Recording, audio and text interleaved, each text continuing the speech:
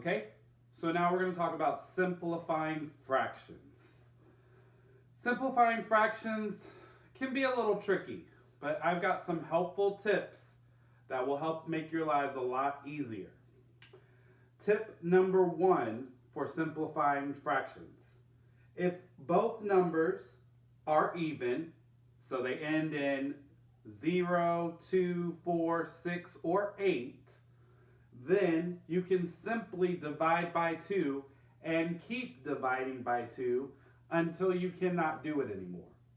So if I were looking at 56 64ths, these are both even numbers. They end in a number such as 0, 2, 4, 6, or 8. I can keep dividing by 2 until I can't do it anymore. And when I can't do it anymore, then that would be my answer. Tip number 2.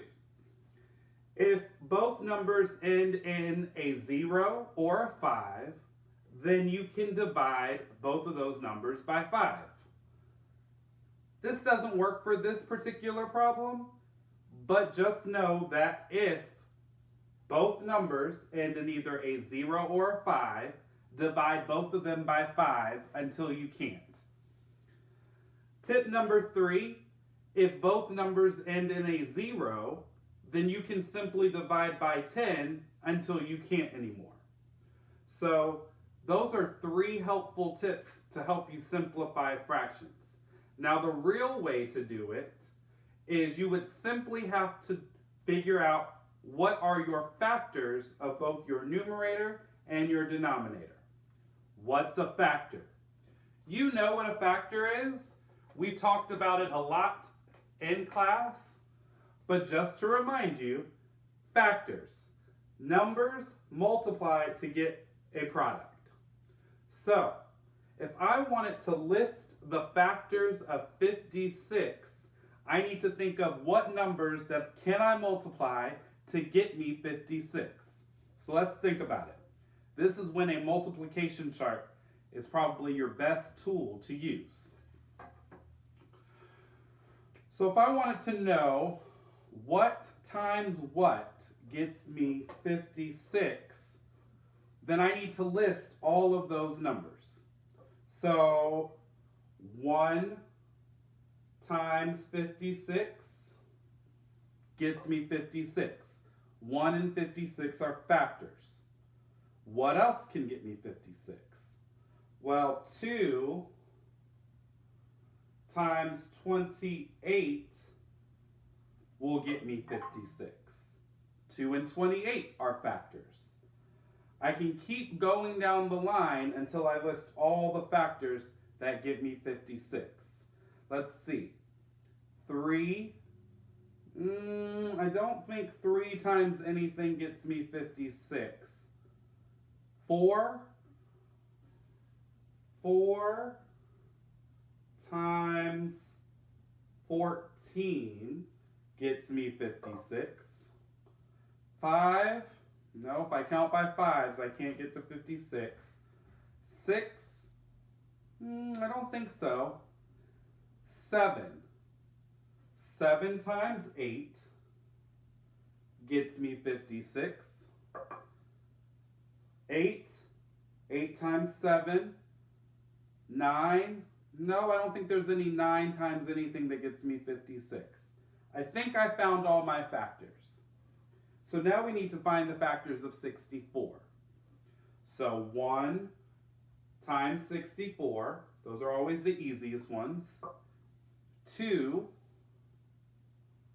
times 32 gets me 64. 3, let's see.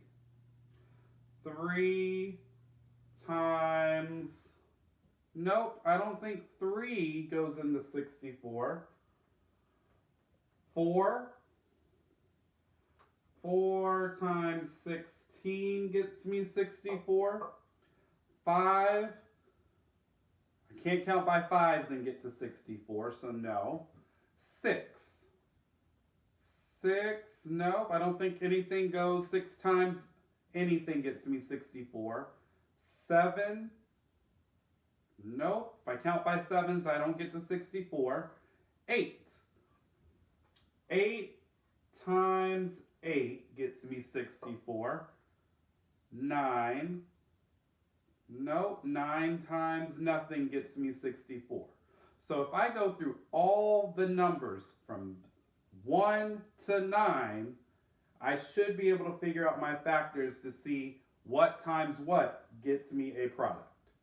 Now that I have found all my factors, I need to look in both columns, so the factors for 56 and the factors for 64, and I need to find the biggest number that is in both.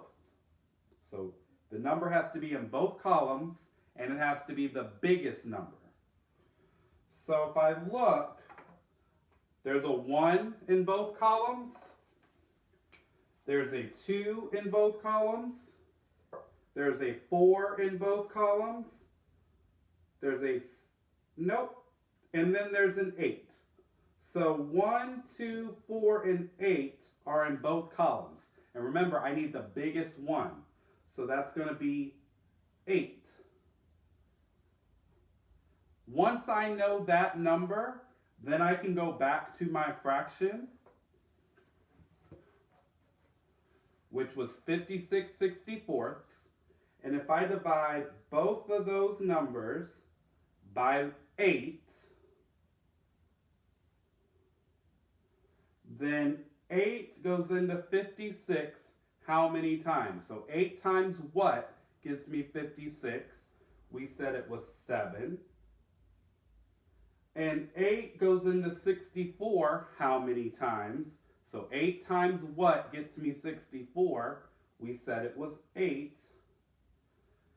And that is how you simplify fractions.